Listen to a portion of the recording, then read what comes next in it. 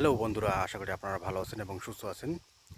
এখন একটা ছোট ফরেস্ট, এই ফরেস্টের মাঝখানে আছি এবং আপনাদের সামনে জাস্ট আমি তুলে ধরছি যে এই বাগানটা, এটা হচ্ছে কি রাবার বাগান, রাবার বলে।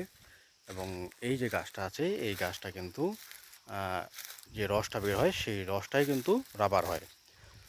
সেমভাবে আপনি যদি বলেন খেজুর, যে খেজুর থাকে সেই খেজুরের রস যে কাটে, সেমভাবে এটা কাটা হয়। এবার এখানে একটা তিলপাল লাগানো আছে, যেটা পলিথিন হোয়াইট রঙের, যাতে কি সেই রসটা যে আসে সেই রসটার মধ্যে যাতে কি কোনো রকম কিছু নোংরা আবর্জনা না পড়ে, এই জন্য কিন্তু এখানে এটা লাগানো আছে।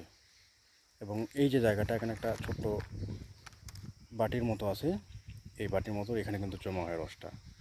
এই যে ধীরে ধীরে এখানে এই জায়গাটায় এই যে হোয়াইট রঙের এই রসটা কিন্তু এদিকে আসছিলো, এদিকে এদিকে আসার পর এখান থেকে এখানে জমা হয় এবং তারপর এটাকে এখান থেকে কালেকশন করে এখান থেকে নিয়ে যায়, নিয়ে গিয়ে একটা প্রসেস আছে, সেই প্রসেসের মধ্যে দিয়ে কিন্তু রাবারটা তৈরি হয়। এটা হচ্ছে রাবার গাছ। এটা একটা ছোট্ট বাগান।